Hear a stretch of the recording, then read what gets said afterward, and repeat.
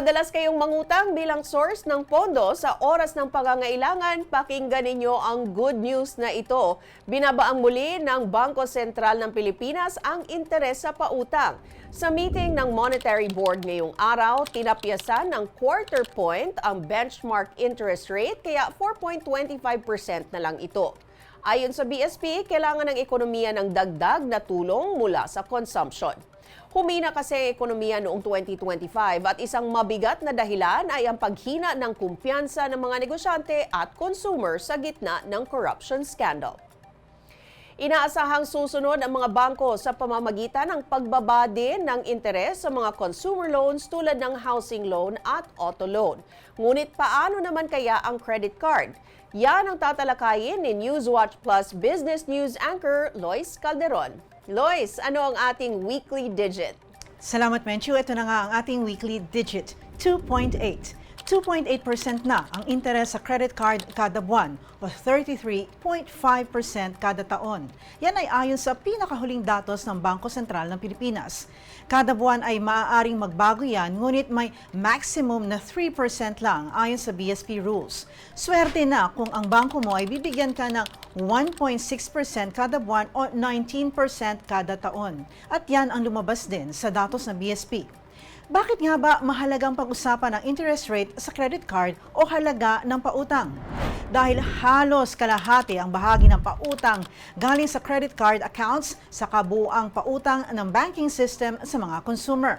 Katumbas ito ng tumataginting na 1.2 trillion pesos na pautang by end 2025 or 46% of total consumer loans. Hinigitan ang pautang sa kotse at pati na rin sa mga motorsiklo. Sa kabilang dako, credit card din ang pangatlo sa dami ng mga default o sumasablay sa pagbayad. Nanguna sa listahan ng mga nangutang para sa installment ng motorsiklo. Ayon pa din yan sa BSP data. Pero Lois, paano nga ba na-compute yung interest rate dyan sa credit card at iba pang pautang?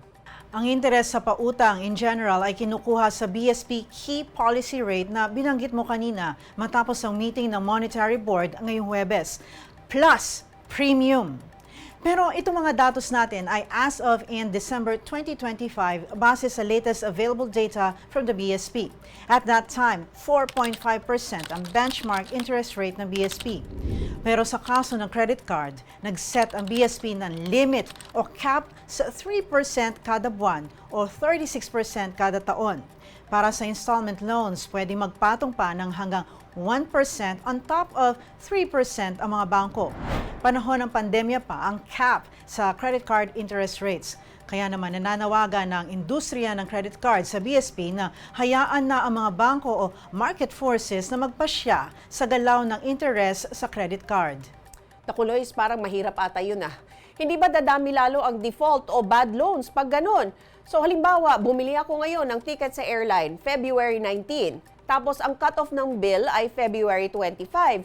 Ibig sabihin, kailangan kong bayaran na yan sa due date next month, which is around March 15?